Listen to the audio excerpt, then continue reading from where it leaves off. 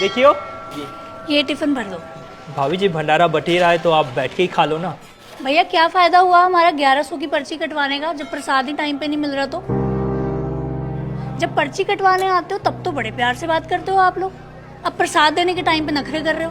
भाभी जी, मैं आपको मना नहीं कर रहा, एक बार भंडारा अच्छे से निपट जाए मैं खुद आपको घर पे दे जाऊंगा। अब यहाँ कुछ कम हो गया तो दिक्कत हो जाएगी।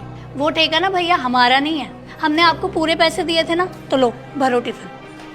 अरे भैया खाने का भी ना कोई टाइम होता है, ये भंडारा तो शाम तक चलने वाला है, तब तक क्या मैं यहीं बैठी रहूं? इस चक्कर में मैंने घर पे भी खाना नहीं बनाया, घर पे सारे लोग ना भूखे बैठे हुए हैं। अरे भाभी जी, तो सबको यहीं बुला लो ना, यहाँ बैठ के खाएंगे तो अच्छा भी लगेगा। आपको लगता है हम इनके साथ बैठ के भंडारा खाएंगे?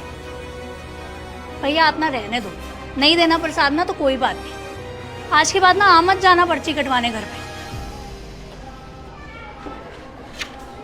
भाई इतने गुस्से में क्यों चली गई वो?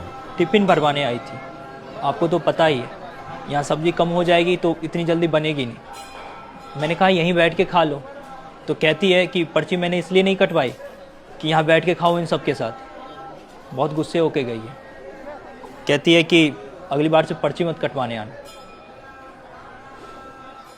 भंडारे की कितने की पर्ची थी आपकी? 1100 की। ये लो भाई साहब 1100 का प्रसाद। पर आप ये मुझे क्यों दे रहे हो? भाई साहब आपने 1100 की पर्ची कटाई है तो आपको ही दूंगा ना। पर मैंने तो पर्ची भंडारे के लिए कटवाई थी ताकि लोगों का भला हो सके।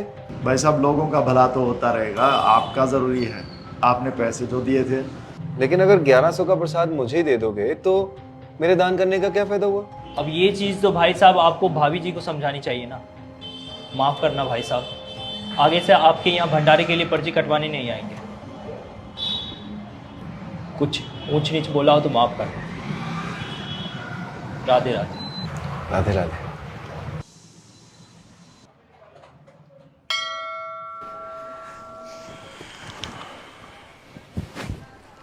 हम यहाँ क्यों आए?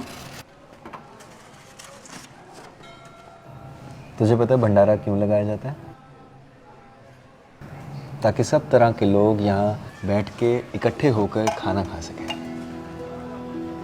सुन, उस लड़की को देख,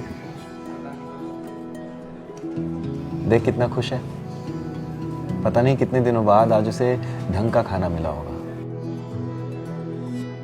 तुझे पता है भंडारे का असली मतलब क्या होता है? कि यहाँ जात पात धर्म समाज कुछ नहीं देखा जाता, देखा जाता है तो बस दान देने वाले की नीयत। और पता है हिंदू धर्म में सबसे बड़ा दान क्या है? अन्नदान। और मुझे लगता है कि हम बहुत खुशकिस्मत हैं कि भगवान ने हमें इस लायक बनाया कि हम दान कर सकें। और अगर दान देके भी कोई इंसान ये जताए कि उसने दान किया है तो उस दान की कोई वैल्यू नहीं रह जाती है। तो इसलिए असली दान वही है जो ना बताया जाए ना जताया जाए। तुम गृहस्थ हो, तुम अपनी कमाई करते हो तो धाम आओ तीर्थ आओ, दो को पवा दो, लेकिन पाने की इच्छा मत रखो।